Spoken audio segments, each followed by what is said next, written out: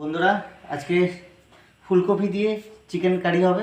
ঠিক আছে, এখানে চিকেন আছে, এখানে ফুলকপি ফ্রাই করে রাখা আছে, টমেটো আছে, আদা রসুন বাটা আছে, কাঁচা পেঁয়াজ, কাঁচা লঙ্কা আছে, এখানে জিরে আছে, গোলমরিচ, লবঙ্গ, শুকনো লঙ্কা, এলাচ আর দারচিনি আছে।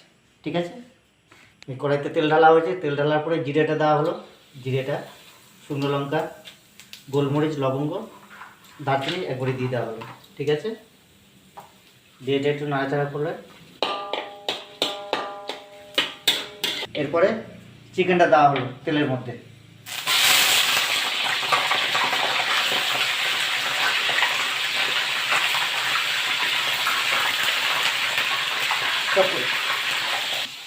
চিকেনটা একটু তেলের মধ্যে নাড়াচাড়া করার পরে এবার পেঁয়াজ কাঁচা লঙ্কাটা দেওয়া হলো।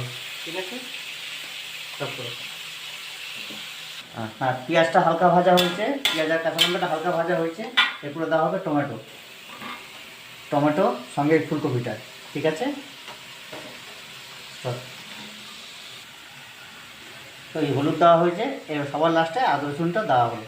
ঠিক আছে, এবার এটাকে কষাতে হবে। সঙ্গে একটু অ্যাড করলাম পাঁচ মিশালি মশলা। ঠিক আছে, এতে আর কিচ্ছু পড়বে না। কালার হচ্ছে না কেন? কালার না হলে দেখবে কালার না, এটা কি? আচ্ছা, সঙ্গে একটু বিলেতি ধনেপাতাও অ্যাড করলাম আমরা। ঠিক আছে, এখানে তো দেশি ধনেপাতা পাওয়া যায় না, তাই আমরা বিলেতি ধনেপাতাই অ্যাড করলাম। ঠিক আছে, আমরা হালকা আছে প্রায় মিনিট 20 মতো কষালাম। কষানোর পরে মাংস পুরো তৈরি হয়ে গেছে, এই দেখে নিন। ঠিক আছে, এই ফুলকপি সিদ্ধ হয়ে গেছে, মাংস হয়ে গেছে। ঠিক আছে।